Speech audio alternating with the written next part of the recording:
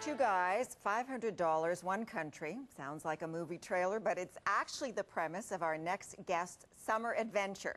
Dan Clark and Jordan Davis left Vancouver mid-June. Their mission to travel across the country with nothing but $500 and a beat-up old car. And then when the money dried up, they were forced to rely on the goodwill of the people they met along the way. So, did they make it? Well, the fact that they're both joining us now from St. John's this morning is a pretty good indicator. Hi, guys. Hello. Hi, Sandy. You still talking to one another after all that time together? For now. You still like each other? Yeah, it's gone really well. Okay. Yeah. Well, who came up with this idea? I guess I can take credit for most of the initial idea, but we both put a lot of our kind of creativity and concepts into the actual practicality of it. Okay. Well, where did the idea come from? Did you just wake up one day? The two of you are interesting. Dan is a computer technician and a sign maker, and Jordan installs tiles and a musician. So did the idea just come to you one day, hey, let's do this? Well, it actually came a little bit before that. Basically, I was over in Europe about 5 years ago, or 4 years ago, and I was getting really comfortable with finding my way around a certain area, and I realized that I knew my way around there better than I knew anything back home or anywhere in Canada, let alone the city I grew up in. So I kind of, it started by just wanting to be able to see the country that's available to us in our own backyard. $500 and a beat-up old car that cost you, I'm told, another $500. Yeah. Is that enough to take you right across the country?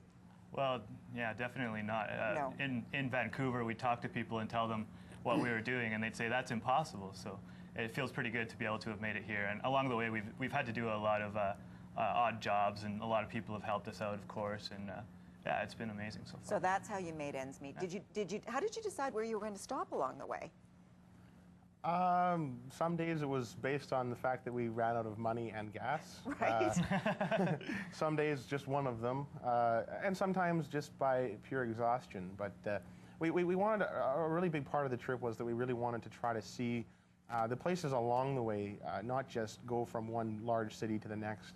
And so we kind of made that a big part of how we chose where we'd stop. So and we didn't want to have too tight of a schedule. We wanted to be able to be flexible enough to, you know, if we were driving along the road and we saw some crazy roadside attraction in one of the little towns through Alberta, Saskatchewan, we had the ability to just go there and spend some time there and see what it was all about. That sounds great. If you had to say, was there one particular highlight, what would it be? I keep saying Winnipeg because we had a pretty fantastic experience there, and whenever we tell people that, they're like, Winnipeg, really? But it was amazing. The people there were very friendly, and we wound up getting passes to the Winnipeg Folk Fest, and I got to meet some of my favorite musicians. So it's pretty hard to beat that. Well, I understand that someone is nursing a sore toe, so that wasn't exactly a highlight. How did that happen? Actually, we were out at PEI, and we kind of met up with a guy who had helped us out in Montreal. His sister was having a small kind of post-wedding party, and we were on the dance floor, and it was kind of late, and I thought I'd try some kind of crazy breakdance move, and it turns out I can't breakdance.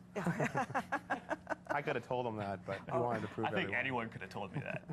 It's good to see the two of you are still talking. Are you planning another adventure? Possibly, just maybe not quite as light on the food and the gas. That's been a little bit rough, but.